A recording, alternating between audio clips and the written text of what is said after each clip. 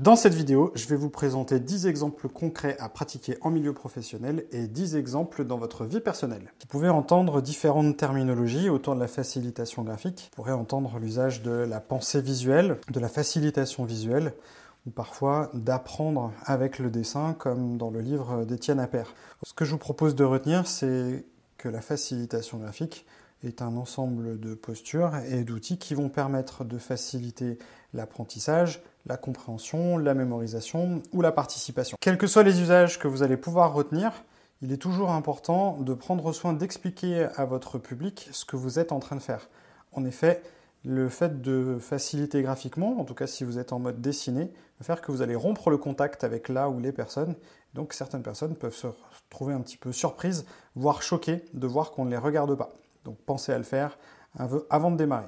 L'un des usages les plus répandus de la facilitation graphique, c'est ce qu'on appelle la prise de notes. C'est très simple, vous êtes en réunion, en conférence ou en formation.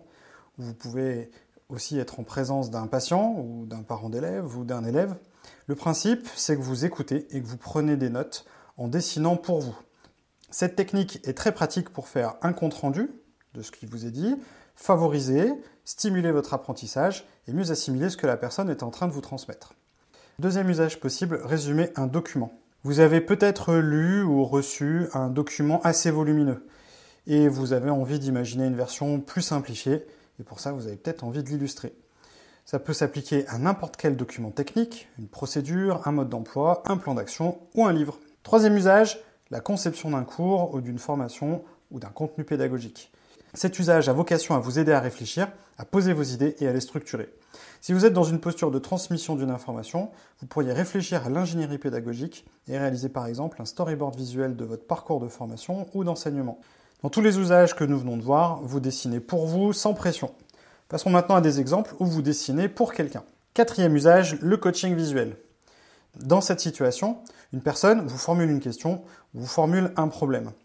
L'idée, c'est d'accompagner cette personne à réfléchir à sa problématique, à son questionnement, mais en l'aidant à voir les idées qu'elle partage ou à soutenir les questions qu'elle est en train de se poser avec des dessins.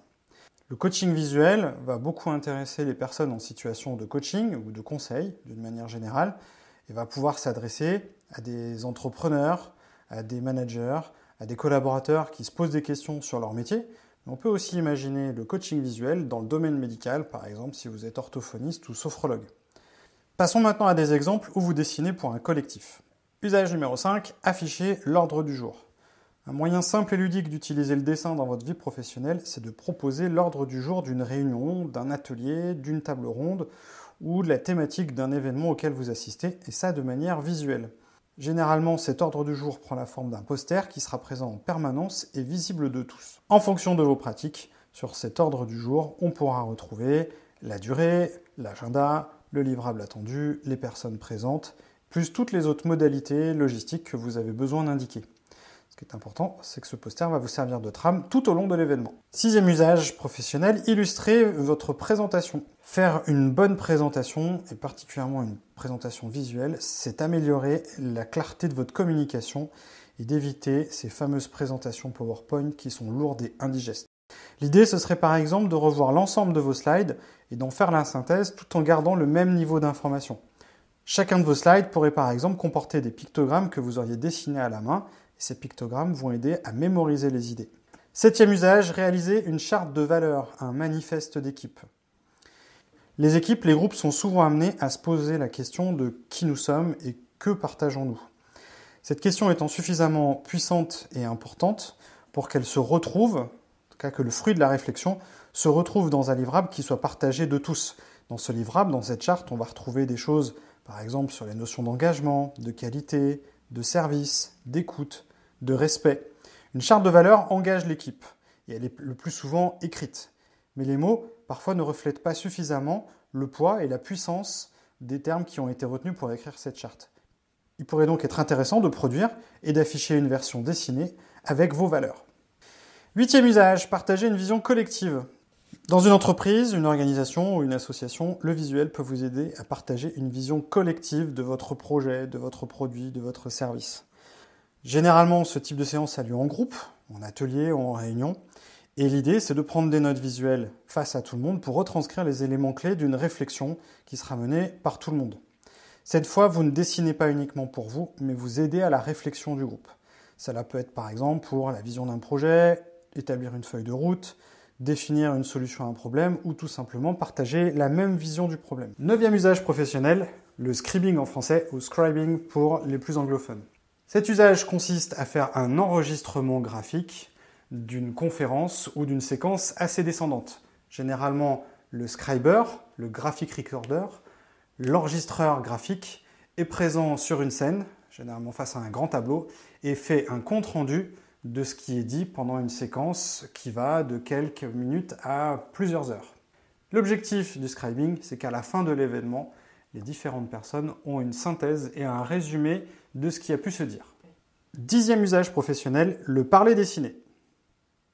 Cet usage est particulièrement impactant. Il consiste à parler et à dessiner en même temps ce que vous êtes en train de dire et de synchroniser les deux.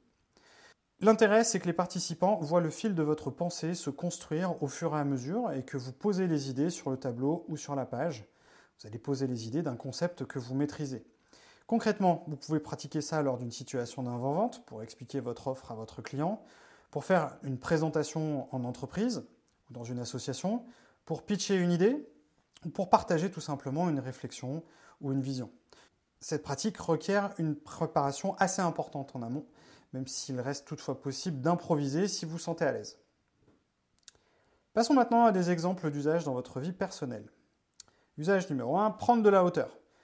Vous vous posez peut-être des questions fondamentales sur vous, votre existence, votre passé, votre futur. Vous souhaitez peut-être faire le point sur votre vie, sur l'année écoulée par exemple, ou sur l'orientation que vous voulez donner à certains de vos projets. Il existe beaucoup de techniques pour favoriser cette réflexion individuelle.